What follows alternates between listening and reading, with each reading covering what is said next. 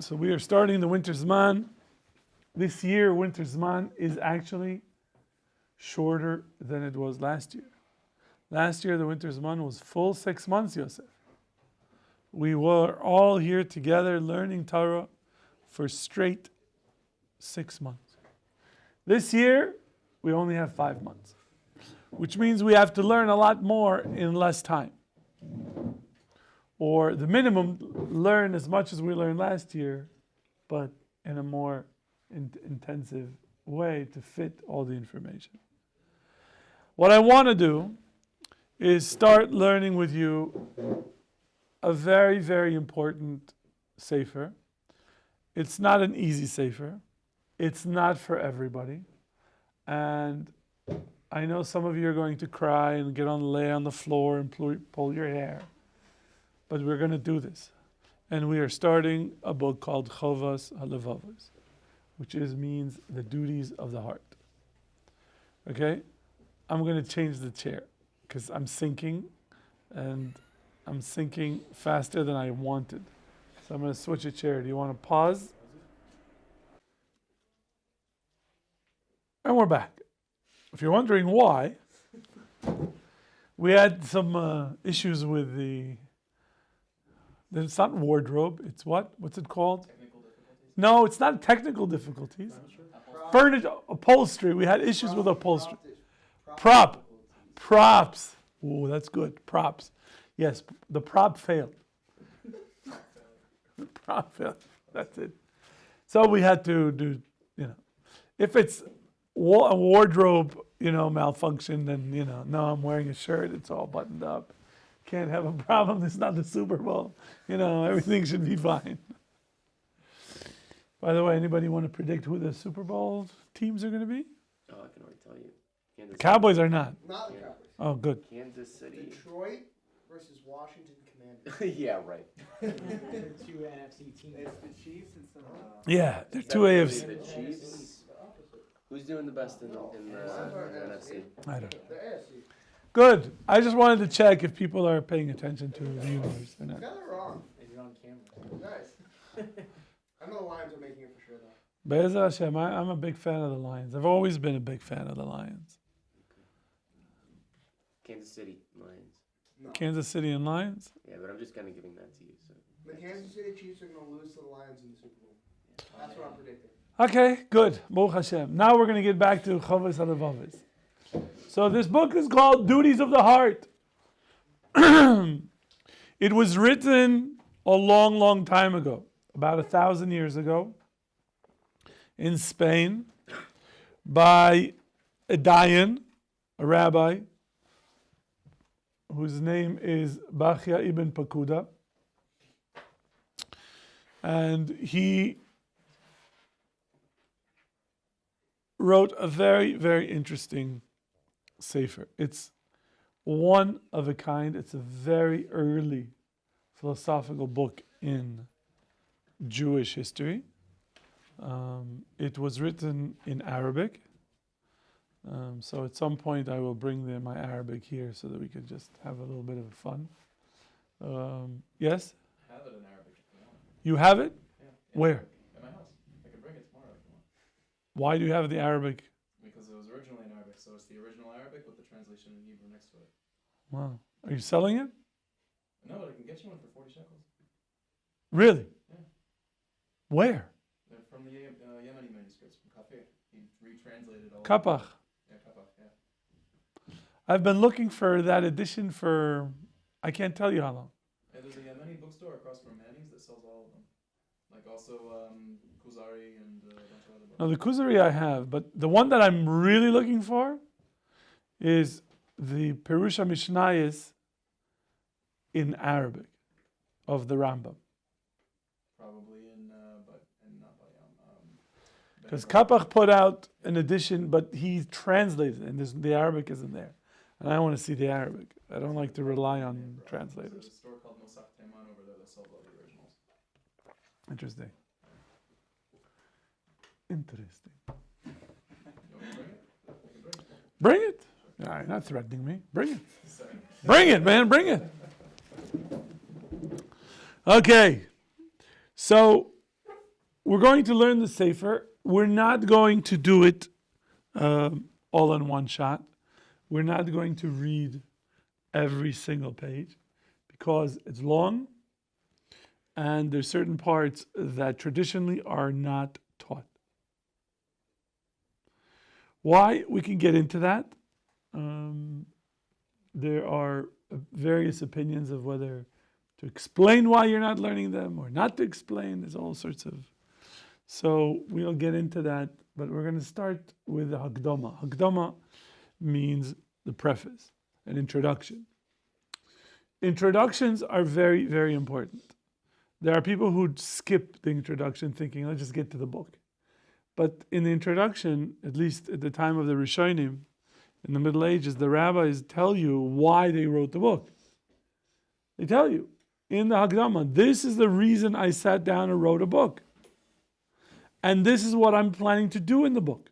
And this is how I cover the different pieces that I want to discuss. So if you don't have the Hakdama, you don't really have a plan, an idea of what the book is going to say and how it's going to prove its main thesis. So Hakdamas are very, very important. Amar HaMechaber, says the author, Baruch Hashem Elokei Yisrael. So first of all, Sefer starts out where we wanted to start, with a reference to the Kadosh Baruch Hu. Baruch Hashem, the God of Israel. It's good, right? And then he says, Asher lo yot ha'inyan ha'echad ha'amiti. That he, the term, the true one, Echad, can only be applied or referred to God. God is the ultimate one.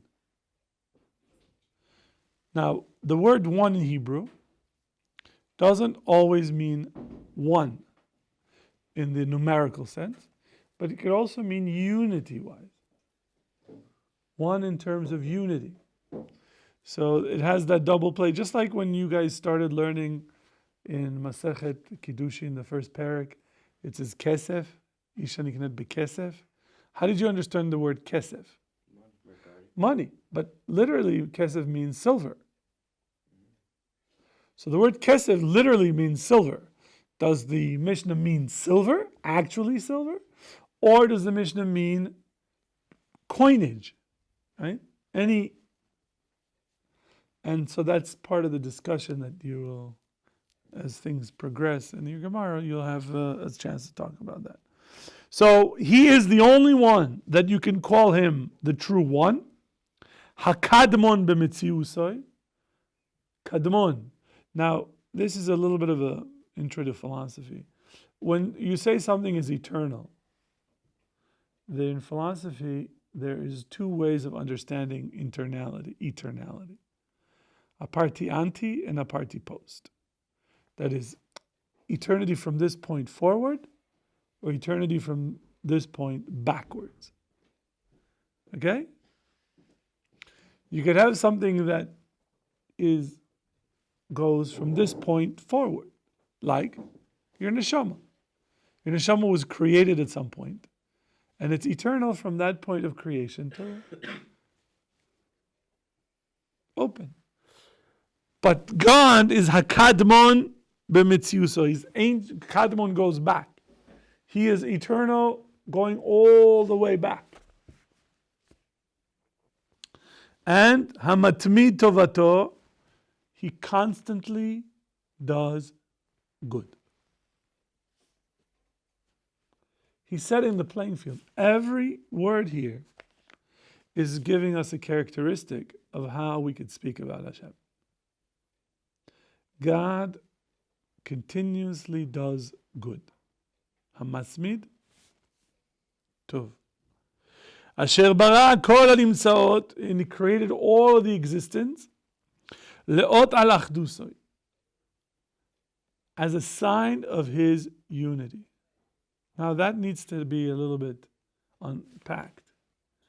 So just think of what he's saying. He's saying that all of the things that are in existence were created by him as evidence as proof of his unity. What does that mean?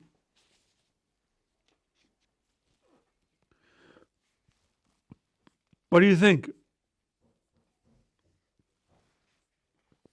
How is having all the different existence point to his unity?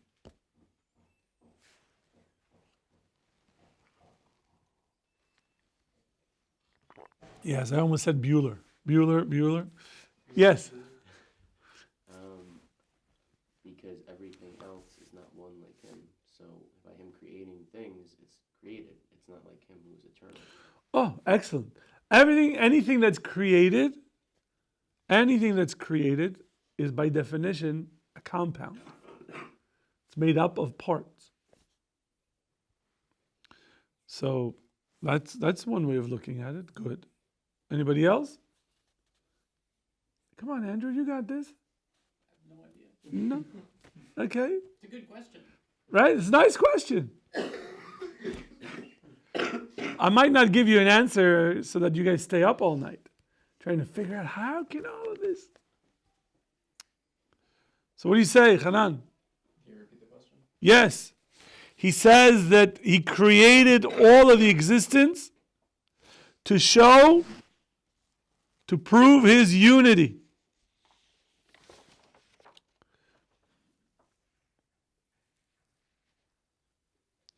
I'm looking at what he says down here, and I'm not a big fan of...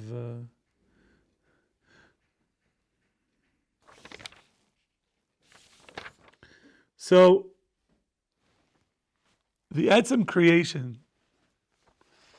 of the multiplicity of existence. So let's give some examples of things that exist. Dogs. Good, Baruch Hashem. No? Anything else?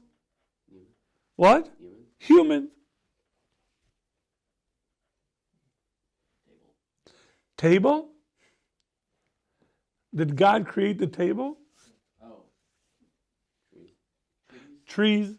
Okay, good. Vegetation. Good. What else? Oceans. What? Oceans. Oceans. Yeah. Moon, the stars, the sun. Like, look around around the world. What is around you? You're like, oh, I see it's Gemara, Rabbi. I don't know. It's just a book. I just see words. Yeah. Okay. That's why you asked me what bracha do you make on a beautiful woman.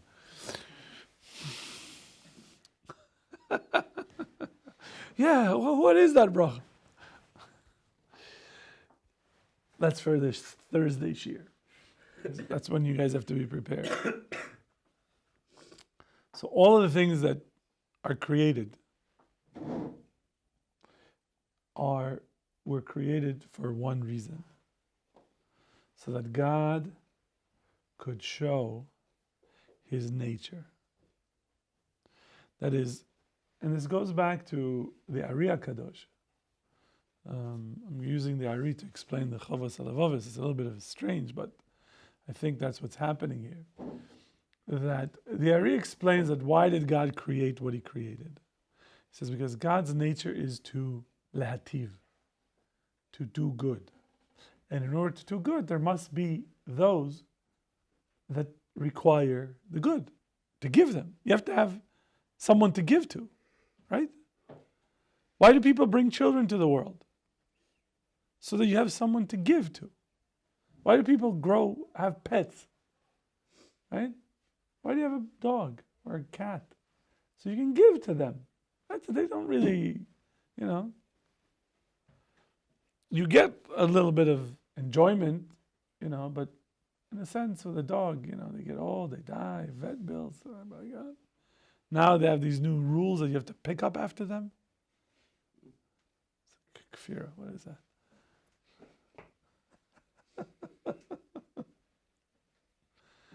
And in the city where I live, there's signs that they take samples if you leave it behind, and they send you a fine because they have the DNA of all the dogs of the city in the city hall. And if you don't pick up after your dog, then they send it, they get a DNA sample, and then they send you a fine. That's a lie. Come on. What? That's a lie. No. Why is it a lie? Come on, like if you get a dog from over here, you don't be able to find them in your city. Right? Well, I don't know if there's a national registry. You have to pay a license for a dog, right? So with that, when you do the license, they take a DNA sample. You have to get a license for a dog. Yes. Even in America, you have to get a license for a dog. Really? Yes. You have to pay for it. Okay, I was never heard of that. I didn't get a license for my dogs. You guys are from Africa. You ride lions to school, okay? No, they don't. That's what they say. It's elephants. Oh. Dolphins. Ooh, that would be cool. I thought that was white. Yeah, Hawaii. Tough. So everything that is created points to one creator. And we see in all the objects, all the entities that were created, we see the wisdom of Hashem.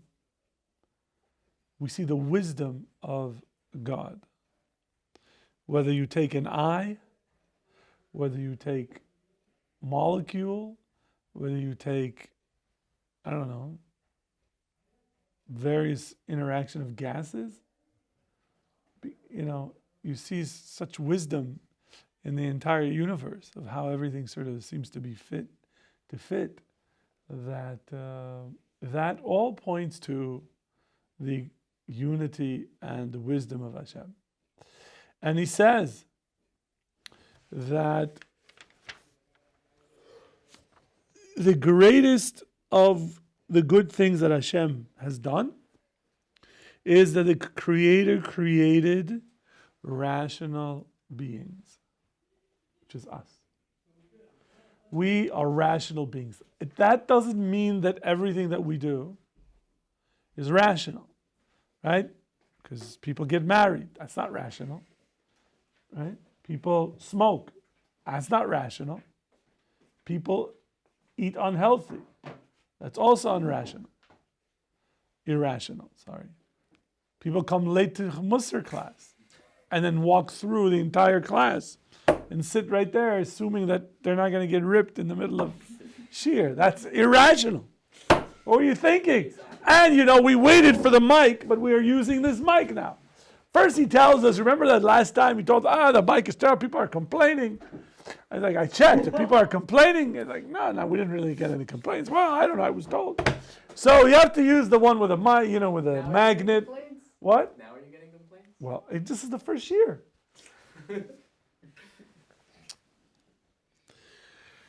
So God created us with the capability of thinking rationally.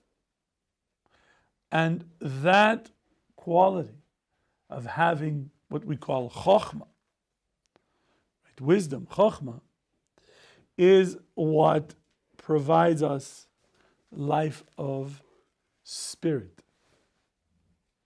Spirit. Which now needs to be elaborated a little bit. Consciousness, or what we would call awareness. Awareness is beyond the physical. Would you agree with that statement?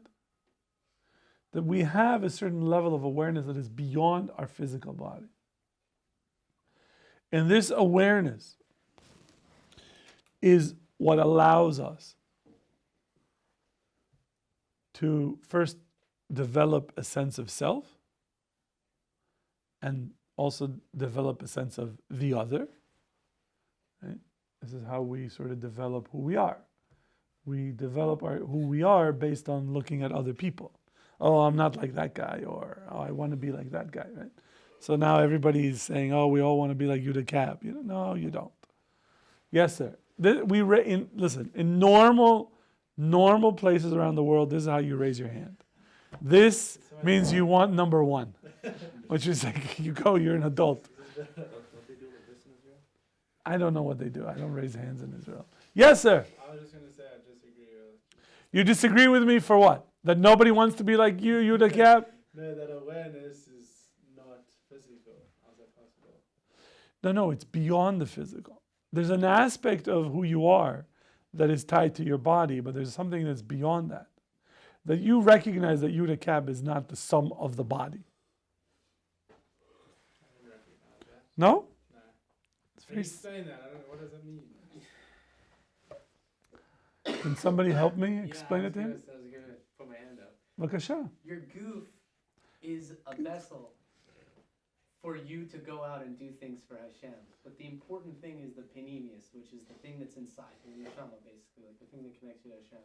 So the body is great and it wants to do what it wants to do, but the end goal for our avodas Hashem is for the goof and the panemius to basically be symbiotic, always working towards Hashem, mitzvos, Torah, learning, davening, etc., and having that in mind. So like you don't, of course it makes sense. Like Hashem didn't make our goof to like by default want. It's the effort you put in to make it to the point where you know that the thing inside is what's spurring you forward and you were yearning. But he's arguing there's no such thing inside. Yeah, that wasn't really an explanation. That was just another point in time. He was just trying to give you I some love insight. that. That was good. It's good Musar, but that wasn't the Sorry, question. my bad.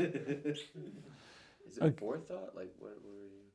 Well, do you know what consciousness is? Yeah. Is consciousness dependent on your body all the time? Yes. Yes? Have you, I don't know, maybe it's just me. Have you ever had a dream? Yeah, but that Wait, I'm concept- asking a question. You've had a dream. And in your dream, you knew, and where was your body? Not in the dream, sleeping, which means there was some sort of awareness that is beyond your body. No? No, my brain is still active when I'm asleep. Your That's- brain is, the what does your brain have to do My with it? brain is what is stimulating and called the causing these subconscious. dreams. And then when I wake... But a brain is not the mind. Yeah, but it's The physical. brain is not the mind, my friend. Your awareness is in a body that is not your body. Like, you can't fly in real life, I assume. Yeah, we haven't experienced that. We don't use those funny cigarettes that you've been recommending to everybody. Yeah, we don't fly.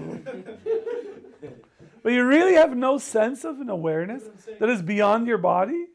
This is all interpreted and through our mind and like... these- Well, but mind and brain are two separate things. Right? You're going to go on a date with a girl. You're going to say, wow, you have a beautiful mind, right? You don't say, wow, you have a beautiful brain. Because brain is just great. Have you ever seen a... When you say a beautiful- No. Listen, Okay, do it right. Say what you mean and mean what you say. Don't be a woman. Okay? They don't mean what they say, and they say what they do. They don't mean what they say, and they don't mean what...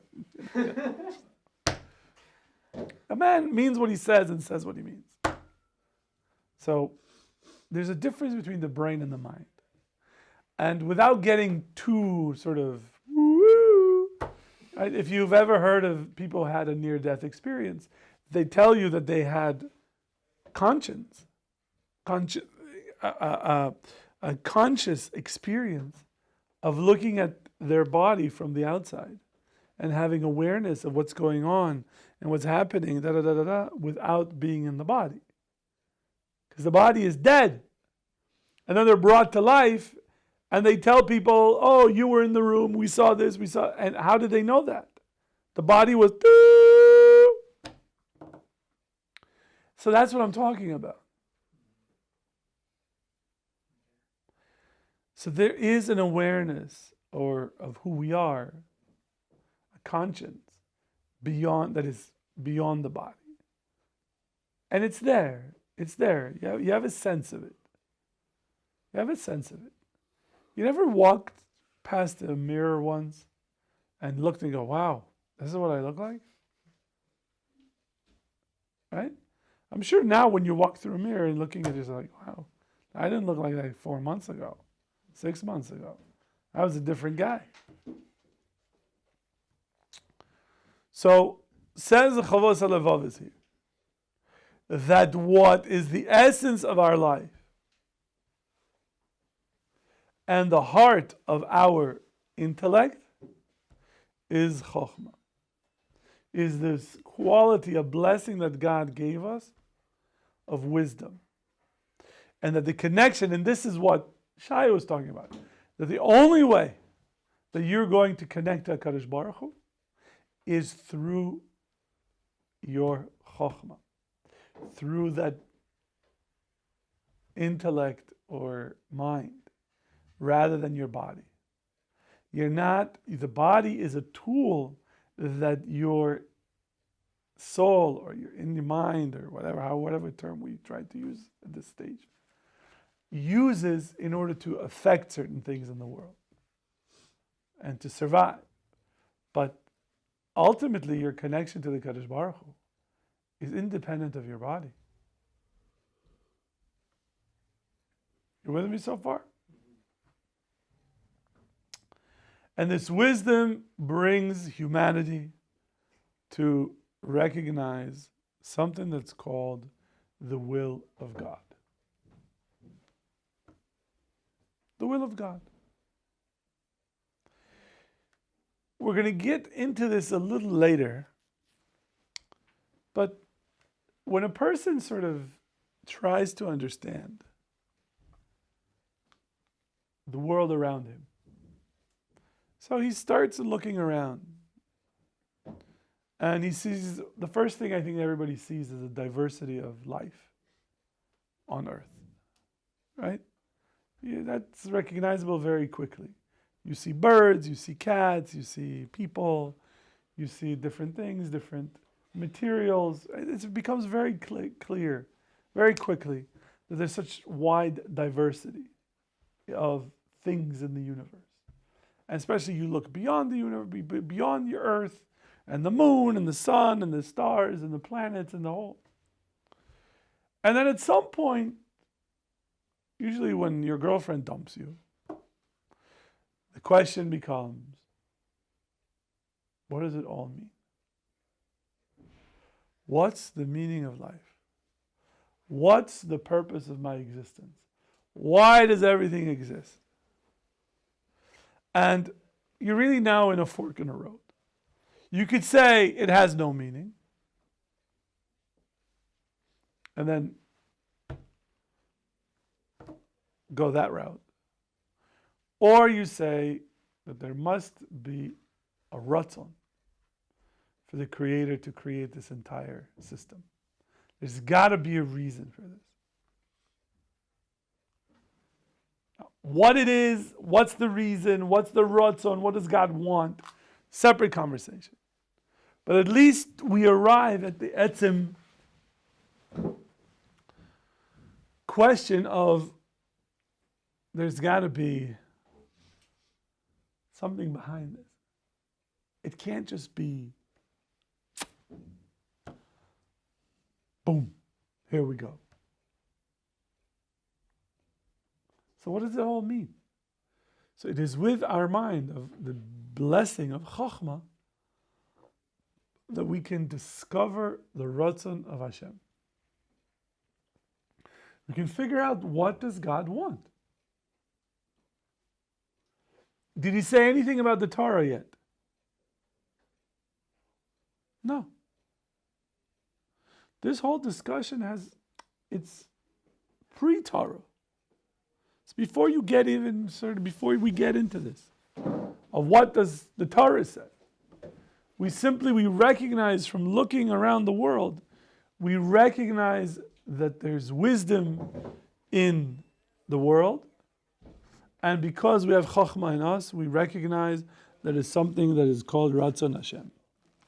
And that, he says, is going to protect us from his anger either in this world or the next. That is, we have to figure out what this Ratzon Hashem is, what does God want, in order to avoid divine anger.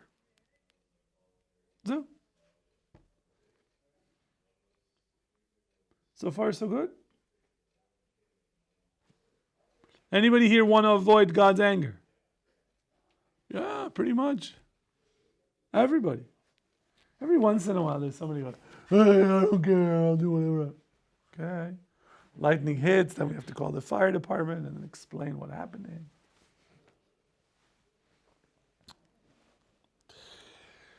So he says, now he brings us a piece of evidence for what he said. And he quotes a pasuk from Mishlei. Ki Hashem yiten chokhmah mipiv das utvuna.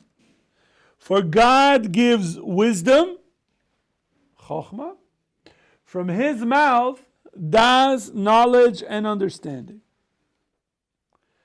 That is the greatest benefit that we get from Hashem. You might think that cholent is the greatest gift, or Shabbos nap post-cholent. That is mein olam haba, right? Or, for those of you who would like to drink those fiery waters, nice whiskey, that's mein olam haba. However you look at it, the ultimate gift that Hashem could give is chokhmah, bina, v'das. And you have to understand something. Most of us in yeshiva, whether you teach here, whether you learn here, are here for lots of different reasons. But one of the reasons, and we try to isolate that reason, is because we want to learn Torah. If you want to be successful in your Torah learning, you must ask Hashem for chokhmah, bina, v'das. So people say, Rabbi, we say it 3 times a day. Shachris, Mincha, and Ma'ariv. Not enough. Not enough.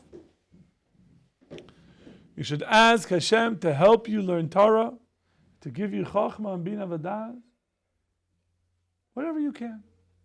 You're walking from the Beis Medrash to your room, say, Hashem, please, help me understand the Gemara. Help me understand the words. Give me chokhmah, give me bina, give me that. That's the way. Then he brings also a pasuk from Iyov. Surach ruach hi be'enosh v'nishmat shadai tevinem. This pasuk says that ultimately, I'm not translating word for word, but it is the breath of God in us that will give us understanding. That is the neshama, which is the chokhmah. And Daniel says that God yehav chokhmasa lechakimin umanda leidai bina. God gives wisdom to chachamim, to wise people. You expect it not to say that. You expect that God would give wisdom to whom? The people who are not wise. But no, Daniel says God gives wisdom to chachamim and knowledge to those who have understanding. Because they can appreciate it. They will use it properly. They will invest in it. They will put in more energy in it. But if you give chokhmah to somebody who doesn't have, he doesn't know what to do with it.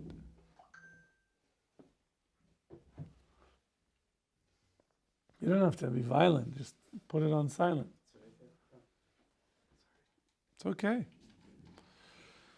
So, and last pasuk he brings that the prophet Ishaya says, Ani Hashem Elokecha, I am the Lord your God, Melamdecha, who teaches you. Teaches you me what? Leho'il midrachecha b'derech telech, to benefit you in which path to walk on. That's what Hashem does for us. He provides us the tools to know what path to go on. But we have to recognize that first. We have to be open to that. And that's what's going on here in his introduction. So now he's going to explain the different types of wisdoms that exist in the world. And this is sort of the anatomy or taxonomy of human knowledge. Okay, trying to give different examples in categories. These are like different types of chachma? Yes, exactly. And he says Chokhmah is divided into three parts, big categories. Okay? I'm trying to, as we're reading, to see what he's... There are two commentaries here, and I don't know, I guess these notes go to the back. Does that go to the back? I guess so.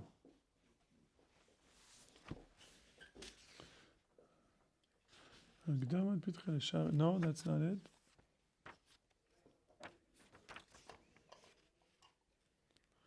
I don't. No.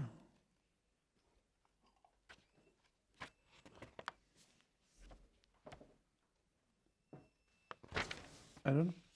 So I guess we'll manage. So he says the first part is Chokhmat HaYetzirot.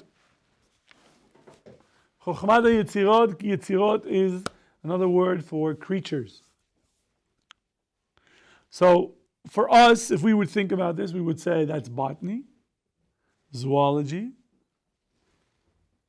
anthropology, anatomy, right? How many of you had to dissect a frog? Right? Baruch Hashem. What? Human. You dissected a human? Cadaver lab. What? What? In a cadaver lab. What? Why were you do? What? How did you end up in a cadaver lab? These crazy things. Yeah, massage therapy. What? I think that's the wrong. Maybe a little let up a little bit. We learned anatomy. I know. Couldn't you just give him a book here? Yeah. So he says like this: one is learning the creatures. שקוראים להן בלשון הרב על עילם al-tibi'i. Physical science, all the physical sciences. And it is the wisdom of understanding bodies and all the things that happen to bodies. The second part is called חוכמת השימוש. שקוראים לה בלשון הרב עילם al-riyadi. These are all the things that we need in order to succeed in life. So, for example, mathematics is under this category. Measurements, surveying, right? You need to... Chokhmat HaKochavim. What is Kochavim? So you need astronomy. Chokhmat HaNigun. Music. That's also part of understanding this world. And the third part is called Ilm al-Ilahi, the study or the wisdom of the divine, which is understanding Chokhmat HaElokut, understanding God, the knowledge of His Torah, and other things that are only understood via the intellect. That is, things that can only be reached or derived at with our mind. For example, nefesh, soul. You can't touch the soul. Oh, he touched my heart. No, lady, he did not touch your heart. If he did, you're in open heart surgery and you're out. Or you're a cadaver. Well, don't get him started. So can you just go through? I'm going through some more. And intellect. Intellect also is something. What is your intellect? Do you know what your intellect is? You ever thought about it? Seichel? Do you have an Do you have a seichel? Debatable. What? Debatable. What did mom say? You don't want to ask, Mom. Can you explain the difference between ilm al-tilmi and ilm al-riyazi? Riyadi. Yeah. A tib'i is, we're talking about physical sciences. Right. Mathematics is not physical sciences. Yeah. So that's very different. So it's like physics? Or No, physical sciences includes physics. okay. But once you get to the stars, that's already, now we would call it astronomy. That's beyond physics, right? The Greek, in Aristotle's language, that's metaphysica. Okay. So like animals and Anything that in this world, that's in the physical science. Okay, gotcha. Right. So we would we would call it chemistry, biology, zoology, botany, to understand what's happening on Earth. Right. Then you have other related topics in the Riyadi, which is things that are useful like math, measurements, how to measure stuff. You have to actually learn how to do that.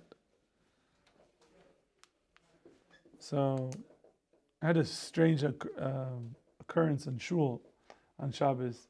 So I went to get a Gemara, and there was two kids, and one of the kids was going like this, fascinated with counting his fingers. So I said to him, if you didn't know, that you really are supposed to have 5 fingers on every hand. And he looks at me, he's like, what? I said, you look like you never counted before. He says, no, I know there's 5 on this hand and 5. And I said, oh yeah, and you have to have 6 toes on your feet. He's like, what? He says, yeah, you have 10 toes, 10 fingers, and 6 toes on each leg. He says, well, I never counted my toes. So I said, well, you better check, because if you don't have 6 toes, you better speak to your father, take you to a doctor immediately. So the poor kid takes his shoe off and starts counting. And so he says, I only have 5. I said, oh my God, what happened? They stole your toe. And the kid that's standing next to him goes, no, you're only supposed to have 5. He says, you also have only 5? That's bizarre. I don't know what happened to you. So then I left. And they're standing there kind of. On Motzei Shabbos, when I leave the shul to go home,